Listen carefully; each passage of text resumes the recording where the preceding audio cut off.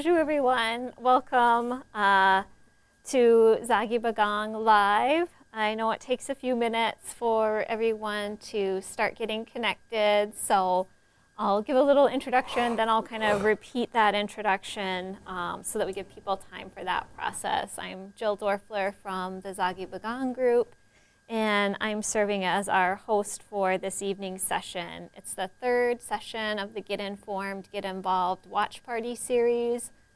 Our last session was quite a while ago due to all of our stormy and extra cold winter weather. We had to put things on hold and reschedule, and now we finally had a glimpse of spring weather today, and so it's a good day for us to reconvene together and get back to our watch party series. So as people are logging on, I thought I would just share the mission statement for Zaagibagaang. Hopefully many of you are familiar with it and perhaps have seen our other sessions, but Zaagibagaang is a grassroots effort, and we're focused on governance and nation building. With our Anishinaabe teachings guiding us, we bring our gifts together to provide information and to work towards Minobamadiziwin today, as well as for the next 7 generations. And so that is the premise that guides the work that we do with Zaagibagaang. And you can find more, you can find that mission statement as well as a variety of other information on our website at zaagibagaang.com.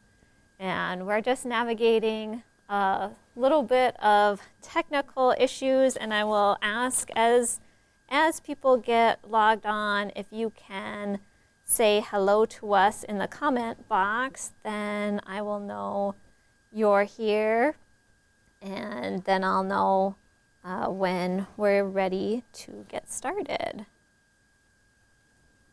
So as people get logging on, just another welcome and thank you to everyone for joining us this evening. Let's see.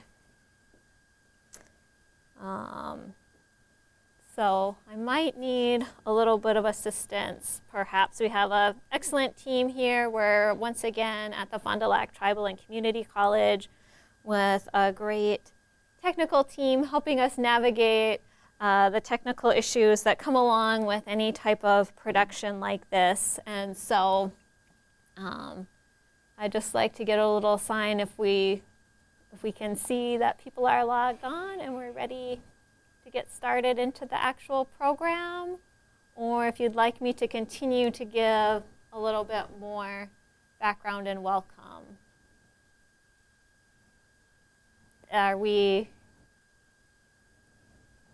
We're not sure? Should I continue to give a little bit more background and welcome, or do you feel like people are logged on and everything's going okay on the feed? Okay, I can't, I'll just need a minute of assistance on this in a minute. So if we have a few people logged on, then I think it's time to go ahead and get started. So I want to take a moment as we get started here to acknowledge that in that interim time since we've had our last session, it's been a difficult time in many of our communities. And in that time, both Chairman Deschamps from Grand Portage and Chairman Tibbetts from White Earth have passed away and crossed on to the next world. And so many people are still dealing with that, as well as many other personal and family issues. But both of those chairmen were strong supporters of education. And our hope is that tonight, part of what we're doing is honoring their memory and continuing the good work of education and governance and nation building. And so with that, thank you to everyone for joining us, and especially thank you to our special guests this evening, Elaine Fleming and Verna King. And what I want to do is let them each introduce themselves, and then we'll get into the kind of heart of the program. So Elaine, if you don't mind getting started. Ushu, Beshiko Benesia Quay Indigo Mang and Dudem. Gao Zaagibagaang Untitled Chapter. Ninda, Elaine Fleming, Indigenous cause. The name that the universe knows me by is One Thunderbird Woman, and I'm from the place where there were great leeches, Gao Zaagibagaang Untitled. And I live in the place where there used to be red cedar trees until Paul Bunyan came and chopped them down. I'm glad to be here tonight. I teach at Leech Lake Tribal College. Miigwech. Verna. Miigwech. Good evening. My name is Verna King. I'm a full-time student at the Leech Lake Tribal College. I am in my 5th semester there, and I'm working on 2 degrees, Indigenous Leadership and Business Management. And I love to learn. I love reading, and I encourage all students to continue on with your education and learning about our own history and culture and traditions. I also come from a big family, of which there were 17 of us altogether, and I'm happy to be back home. Wonderful. Miigwech. So the way the structure will work for this evening's presentation is I'm going to give the floor over to Elaine here shortly, who's been thinking a lot about sovereignty and Anishinaabe concepts of sovereignty, which is our important topic that we have this evening. I'm going to give her the floor to share some important thoughts with us on that topic, and then in 15 minutes or so, when she's ready, she'll wrap up and give me a sign, and then we'll move into questions that you all post in the live feed, and I'll moderate those, and then we'll wrap up by about 8 o'clock. So, Elaine, the floor is yours. Okay, so where exactly am I looking? Just tell me. You're looking at Hunter and at that. Okay. Yep. Great. Okay, so I'm a grandma and I'm a mother, right? And that's how I approach things. When my mother told me legends as I was growing up, she told us Nanabushu stories, and she told me the rules that went along with those stories. And so my children, when they were growing up, I told them those same types of stories. And I also taught them about Gishe Manidu and the Manidug, the spirits. And so when my Nijo Dewag, my twins, when they first went to school, kindergarten in Cass Lake, at the end of the day, oh, my skirt looks just short. Excuse me. So at the end of the day, I went to pick up my twins. And my daughter, Elaine, she says, Mom, they made me say the God word. And I knew right away what had happened. You know, I knew that they made them say the Pledge of Allegiance. And so I took my daughter right in there to her kindergarten teacher, and we talked about that. And we got that set straight, because we have our own stories, and we have our own culture, our own beliefs.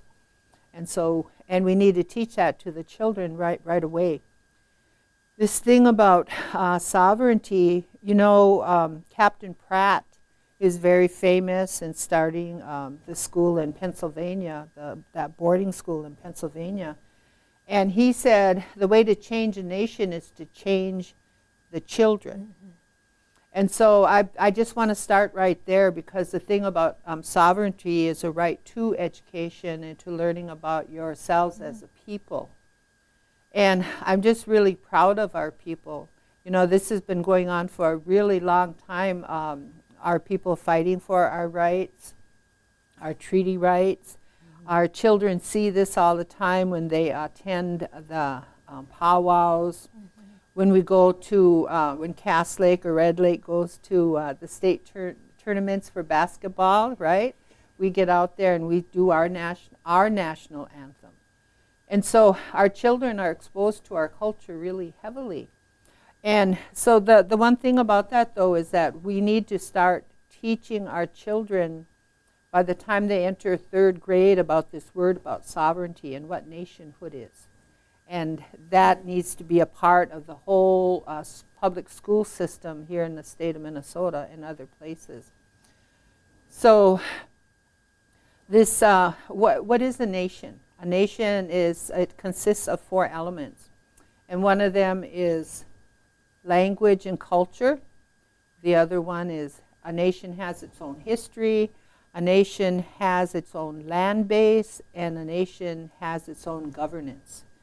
And we as indigenous peoples, we're the grandparents of sovereignty, of nationhood, in this whole world. We're the ones who understood this about nationhood. And on our particular Ishkonigan, which means leftover piece of land, and that's what they call a reservation.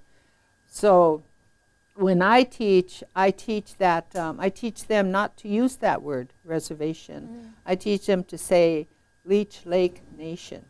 And I think that's just happening, all across. Red Lake Nation led that way, and White Earth is talking now. We know them as White Earth Nation and Leech Lake Nation.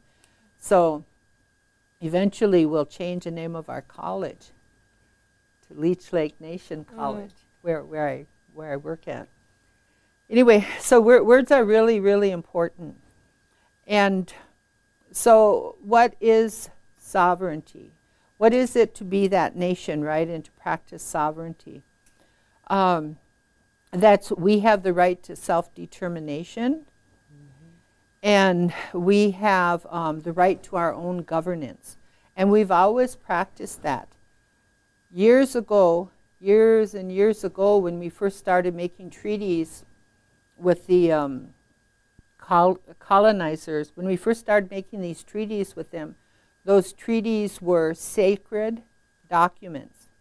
And they were conducted in great ceremony. During those times, we were treated as nations. We were treated in treaty making as nation to nation.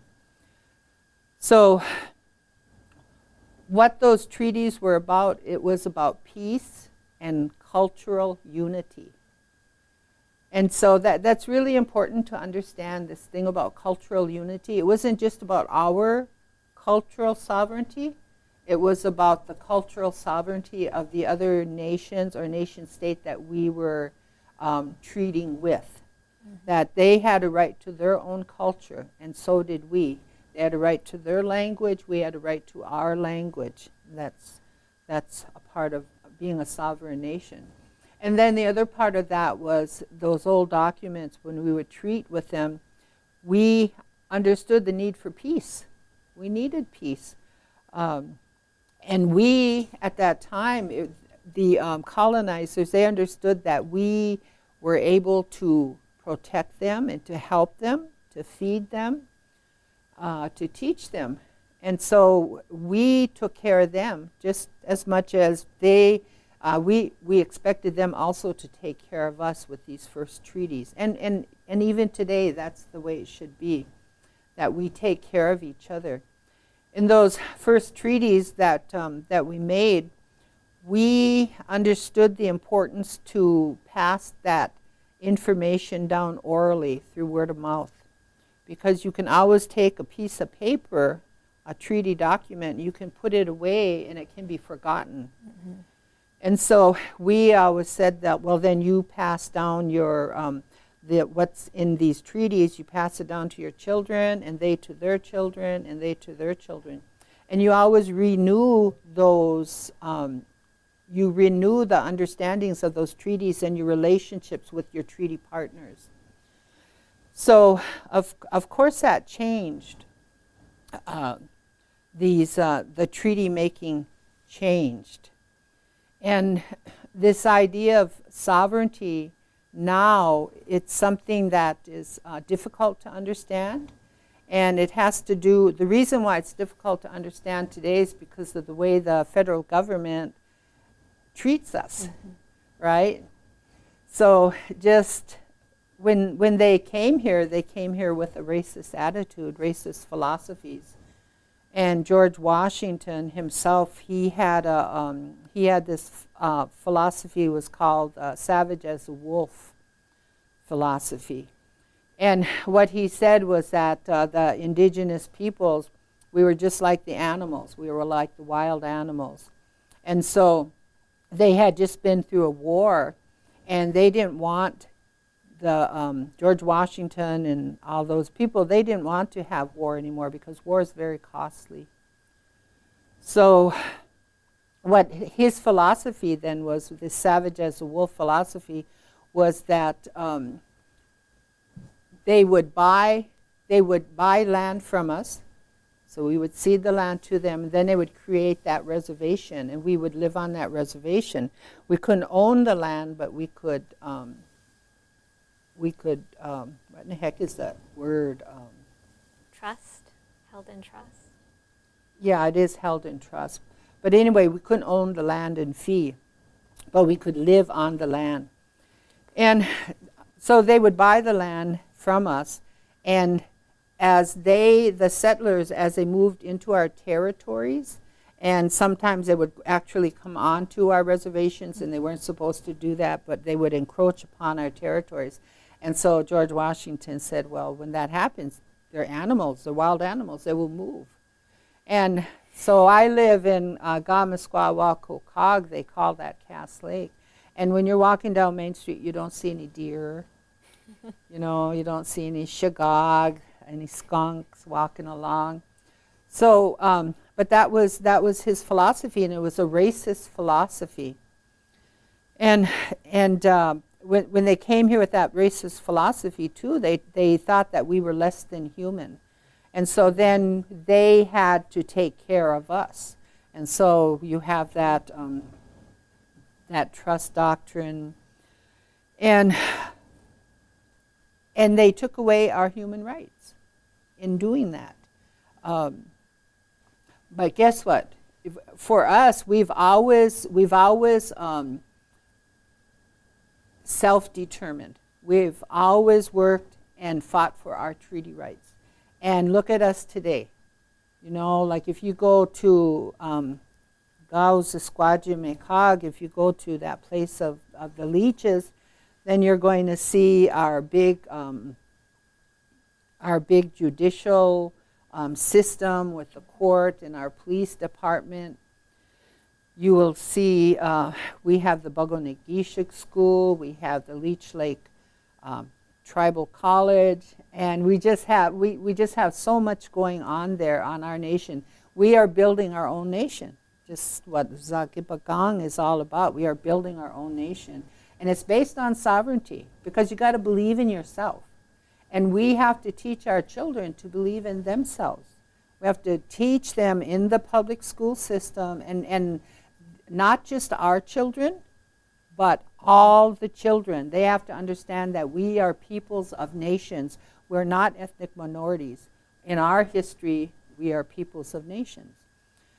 And so I want to say this too about sovereignty. We, in our creation stories, we talk about what was created before us, this physical world, and then the plant beings, and then the animal beings. And we understand through these laws that we are dependent on everything that was created before us.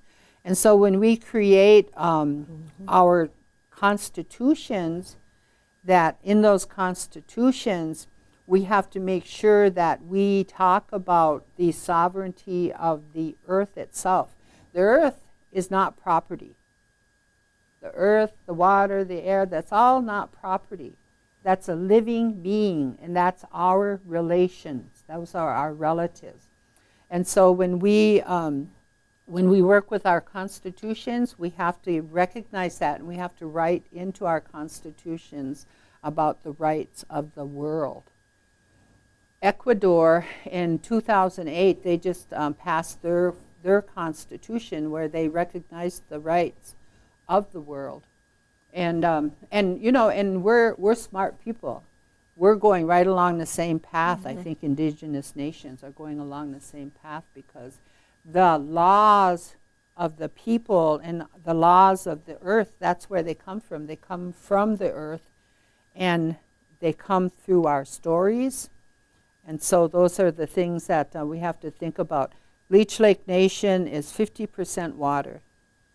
We've got, like, I think it's the third and fourth and the eighth largest reservoirs, lakes in Minnesota. We have the Mississippi, the big river, the Mississippi River.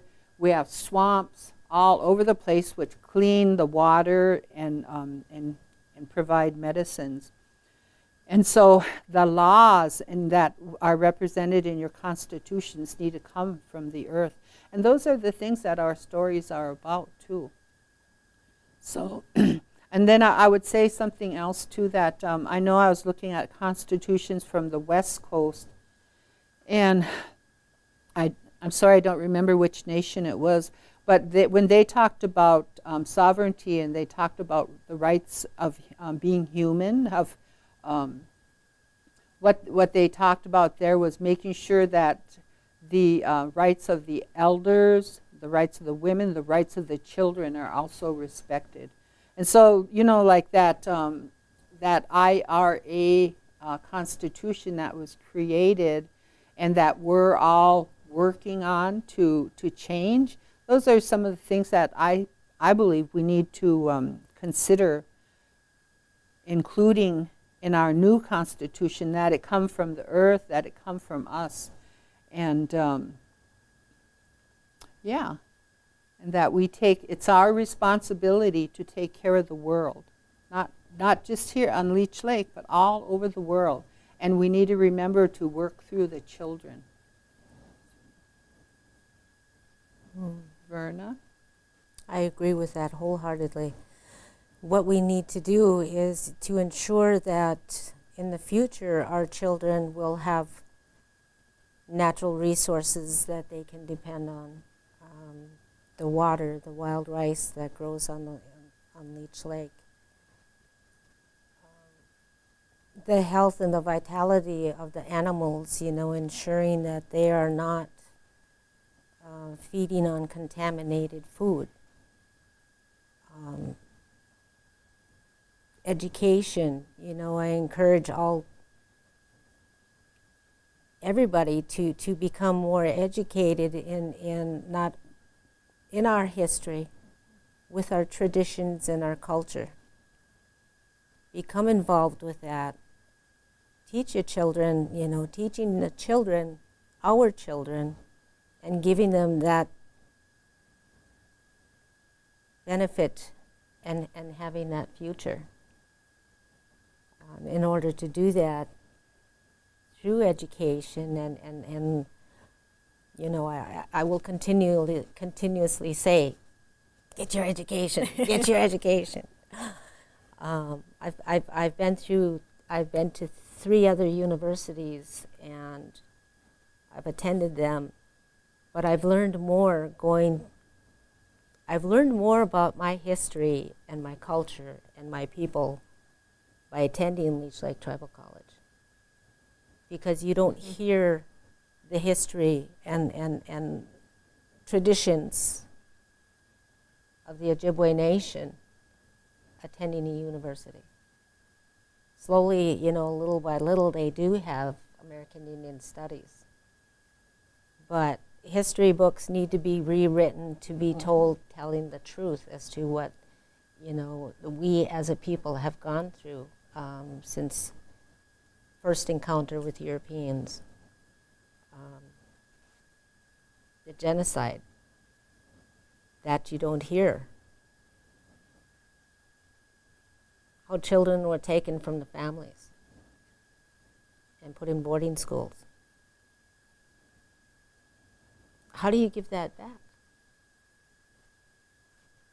And the trust responsibility, that's not going to last forever, or will it?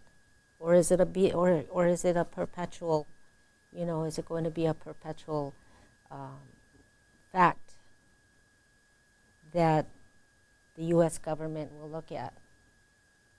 Will they decide that one day they're going to terminate it? Mm-hmm. So we need to build on sovereignty, our self-determination. build our, build our own economies, enhance the education levels by I believe by incorporating our own history and teaching our children the language. I didn't have that opportunity as a child growing up. Now attending Leech Lake Tribal College, I'm learning my language. And personally that upsets me because I'm having to learn how to speak my own language when I should have as a child. I should have been able to have that right, and I didn't. So it's important, that the more people become involved, Ojibwe people become involved with this, with our national sovereignty, to gain that independence and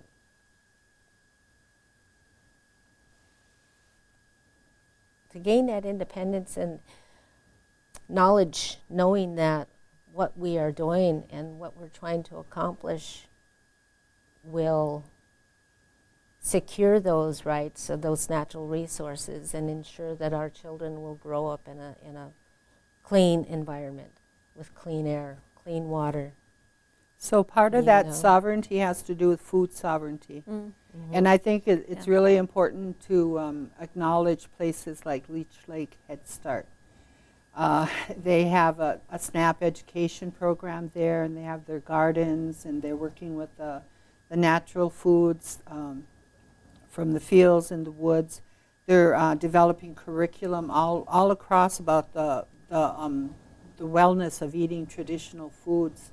And then that goes, it's happening at the tribal college, it's happening at Bogonagishik School, it's just happening all over in all the indigenous nations, because the food, again, that's that whole thing about, we have a right to wellness. And in order to be well, we need to be able to eat our own foods again. And and Leech Lake is just rich. We're so rich with the water, the rice, the berries, just all the food that is there for us on Leech Lake. And so we're working with that. We produce more rice than any place else in the United States on Leech Lake Nation. And so we're working with that.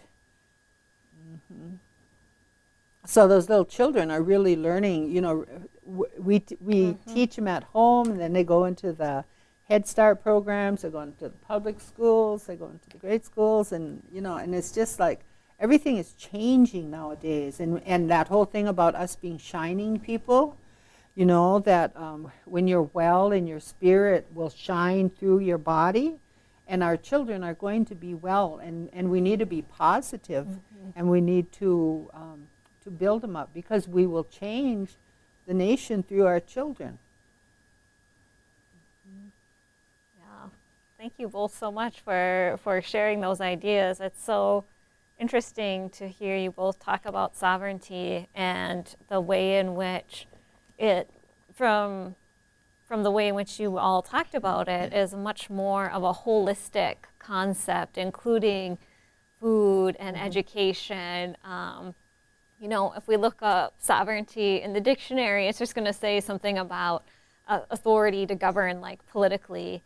Right. But in reality, it's so much more than that.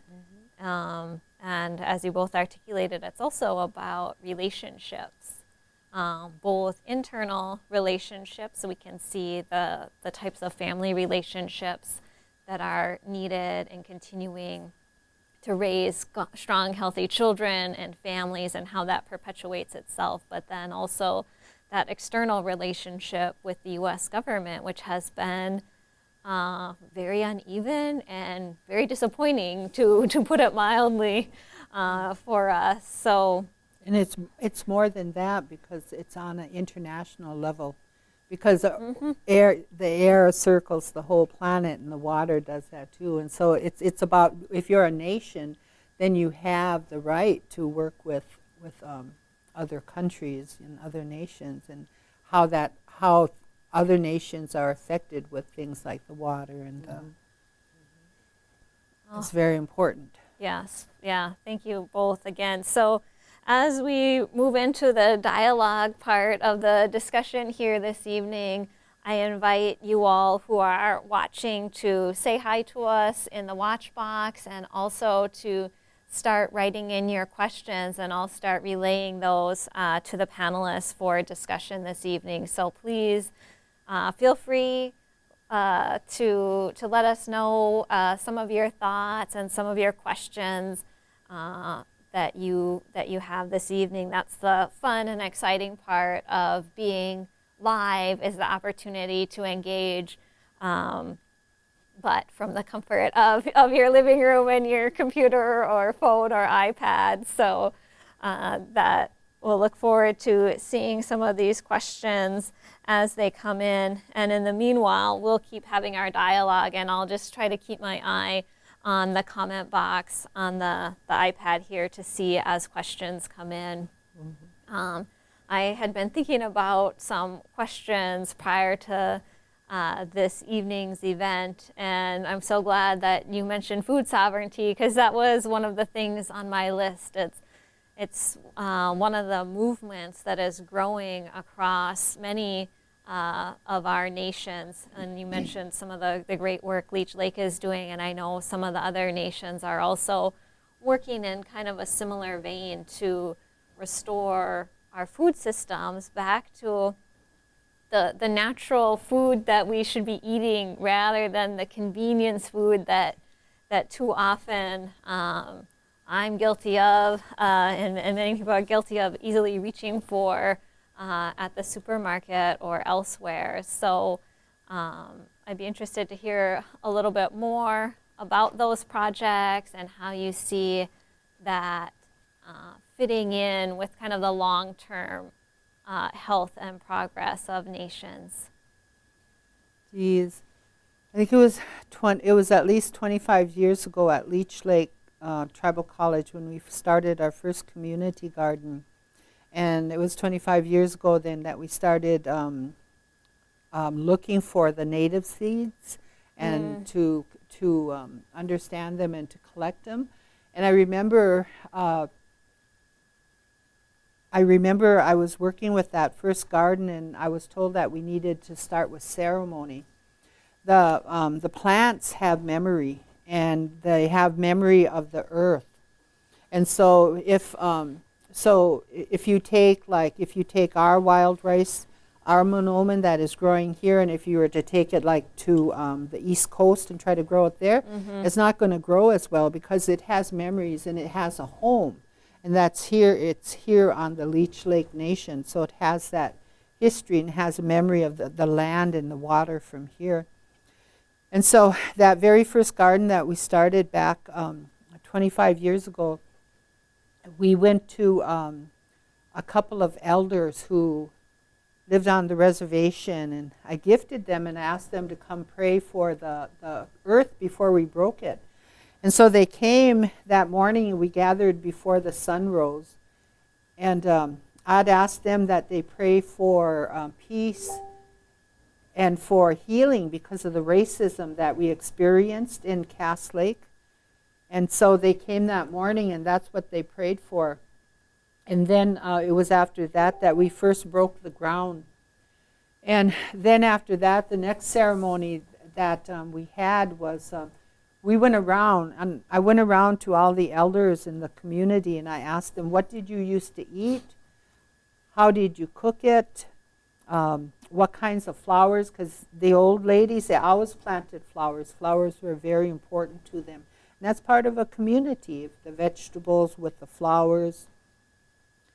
And so I was told that a woman who was fertile and who had many children needed to walk into the gitigan, into the garden, and that she would walk through every row, and these rows were every which way in this first garden, and she would talk to each of the plants, and she would tell them what we were up to and how we wanted to be well and how we appreciated them and to please grow.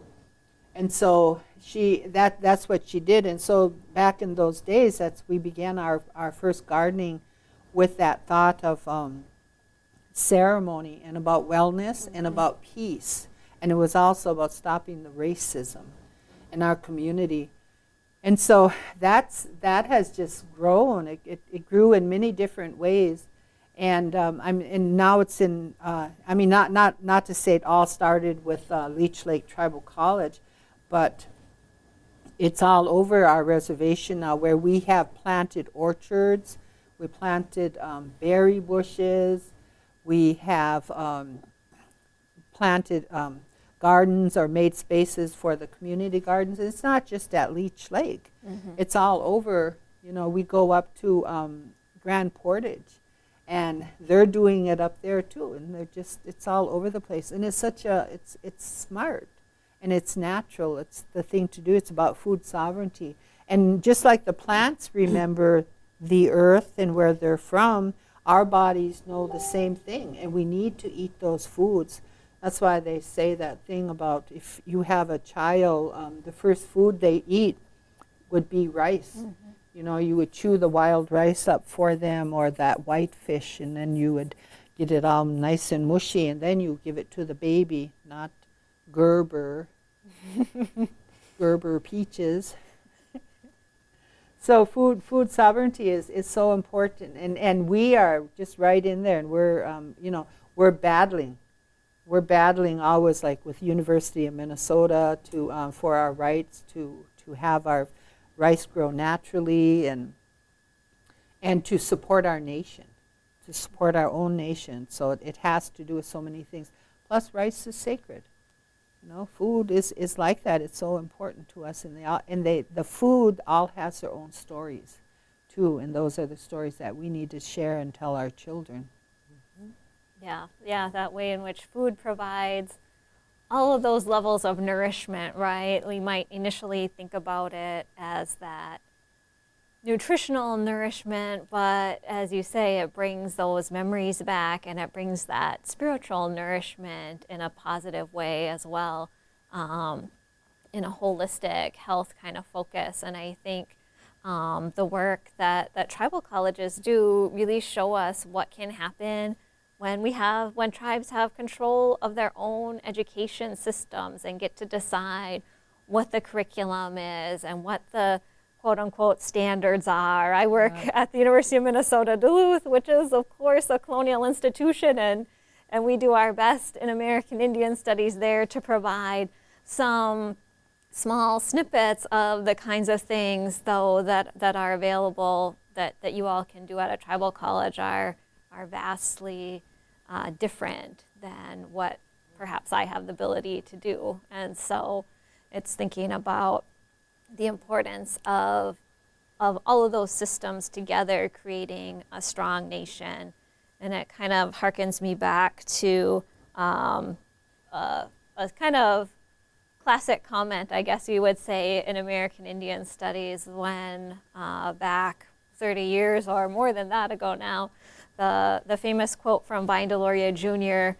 in maybe the 60s or 70s, that it's time to start acting sovereign. It's time to just start doing these things, not waiting for permission from the federal government or some other kind of acknowledgement, but that we as peoples just need to start. And in some ways, as you articulated, it can start at that family level as well. So it's those things working together. I see so many people joining us, watching. I want to just extend the invitation again to everyone. If you have a question or just a topic comment that you have, I'd be happy to keep my eye here on it and relay it to our guests for this evening. So please do jump into the conversation, share your thoughts. I see some nice comments, good, some agreement types of things, but you're also more than welcome to ask a question if there's something you'd like to hear and learn a little bit more about. As we're waiting for that to come in, I'll maybe ask a question that relates to a topic that we've talked on a previous watch party about, that there was a lot of interest in thinking about our government structure and constitutions. There has been a lot of questions about the clan system and how that might connect, and there's lots of interest in people who don't know their clans at a previous watch party who are interested in asking about that. I'm not sure if that's something that either of you would want to comment on this evening, or if perhaps that's not a topic for now, but I'll just offer that. Well, we were just discussing that, on the drive over here was about clans and blood quantum and things like that. I believe that blood quantum, as we all know, was designed to, I want to say, weed out and lower the population Right. of the indigenous people in this country. That extends out, just like everything else with what the government has initiated as far as rules and statutes and policies that are related to indigenous laws and traditions, and how the colonization has taken over, and we are now trying to decolonize by getting back into our own traditions and culture. And to do that with the food sovereignty and the rewriting of the Constitution. I believe that within that Constitution, we also need to take a look at enforcing and guaranteeing the right to clean air and water, and the preservation of land and our natural foods, and include that in that Constitution to ensure that the future of our children will survive, and they will have those natural resources for them and their children's children, for generations to come. Ensuring that perpetuity for the future Correct. generations, so that we're thinking ahead and planning of what do our actions mean, not only for us, but what do they mean for the future generations. Exactly. Exactly. When I was watching the show when we were talking about the clan system, and some of the questions were, well, how do I find out what clan I'm in? So culture is living and culture changes, and because of historical trauma, many people don't know what clan they belong to. And so you have to then, you have to go to find somebody who's knowledgeable, gift them, and then ask them, well, what clan do I belong to? Then you have to learn those ways. And I think if that's the way we go, then that's like it's going to be a long journey, because we have to find out who we are then again as what clan you belong to, and then you have to start practicing those ways so that the children understand. I mean, the adults, because I have taught at the tribal college for about 25 years, usually many times the students there, they don't know what clan they belong to, and they want to know, right? Right. And that's a journey to find that out. So I think that that's something that we can explore about what clans we belong to. But I think too that just because that it's larger than that, and that there are more things to consider with the earth about with the environment and the way that our people have changed, that we might think farther than just the clan system. great. Yeah, I appreciate that. And I think that was a nice articulation and reminder about the idea that it's a journey, because I think when a lot of people ask that question, they think they're just going to like find the answer and then that's sort of it. But as you said, that's not it. Then from there, that's only the beginning of the journey. From there is the process of learning more about the duties and the actions and the history connected to that clan. And I think what I hear you saying is potentially is these journeys can all be going on at the same time. We don't have to set ourselves on a singular path. That maybe for governance, we can continue on the governance path and thinking about constitutional reform at the same time as individuals are exploring decolonizing their own identity, we might say, and learning more on that level, and that these processes can be ongoing at the same time. So hopefully I appreciate that knowledge and sharing, and I'm sure many of our viewers do as well. We have a question coming through on the feed now. Basically, constitutional reform has been around for years now. Yeah. This person notes, more than 30 years in many of our communities. There's been people at different stages. The process has ebbed and flowed with different ideas. And so the question is basically, how will change be made? And I think maybe a part of that is, how can we help support and empower people to think about, is now the time? And if so, how can we do it now? Well, we can't do it now. Okay. It's that journey that we're going in. And it started years and years ago. I know probably about 45 years ago, I remember we were working on constitutional change. Mm-hmm. And it gets pretty mind-boggling, this whole idea about sovereignty, when you look at the individual reservations, individual nations, I prefer to call them, like Leech Lake and White Earth, that they were all created by treaties. And we're talking about 1855, 1867. Yep. And then in 1934, you have the IRA come along, and you have the MCT incorporated, created. And so then it really mixes things up for us. So on our individual land masses, then we're all working and we're thinking, how would we change the Constitution? Mm-hmm. But we can't do that all by ourselves, because we're part of this larger group, the MCT Incorporated. But it's just a journey, and I think it's really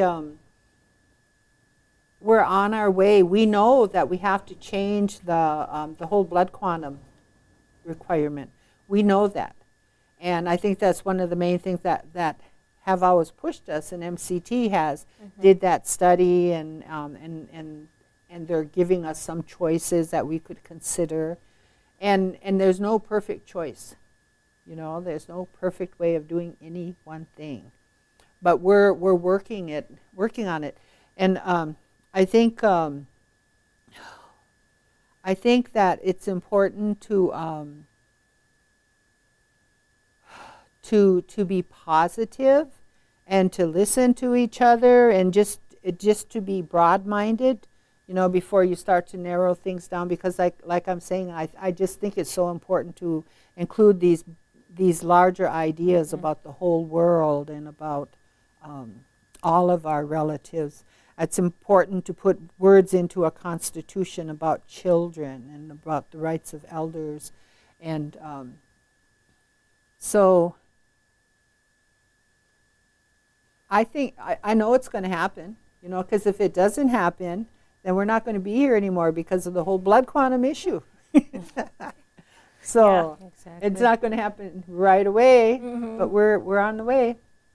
Yeah, excellent. Yeah, I think that's it's very true. It's something, And sometimes there might be a tendency to think, oh, those other efforts didn't work. But I think in many ways, those other efforts are all only building and building upon each other in a way. And there's no perfect answers and there's no perfect journey. And so keeping that in mind, hopefully also helps people who are participating in the process feel free to explore. Like you said, think a little bit outside the box. These IRA constitutions were by and large written by Bureau of Indian Affairs employees, and we see the same kinds of language in these constitutions all across the U.S. MCT is unique in that there are 6 nations together in one constitution, which creates, as you noted, this layer Troubles. of complexity. And so that's a special challenge for the Minnesota Chippewa tribe. But there are tribes, as we'll talk about through some other dialogues later on in this series, we'll talk about some other examples from other tribes, different things that they've done in their constitutions, and try to broaden ideas. There's many things out there from tribes in the U.S., but as you mentioned, also other international. Bolivia, you mentioned, with the rights of water, I believe, and so Ecuador. Thank you. So those are things for people to examine and look into and think about how those might be connected and incorporated. So I think we are working on wrapping up for our last few minutes here, and I'll give you each an opportunity if you have a closing remark or two that you'd like to leave our guests with this evening.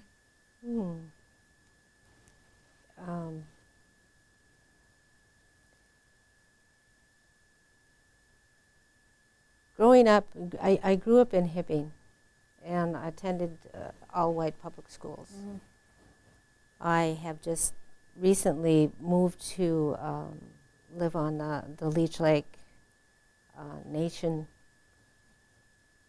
community about 5 years ago, and I believe I've learned a lot more than I had in my last 35 years. Wow. You know. Yeah. And living in two distinct worlds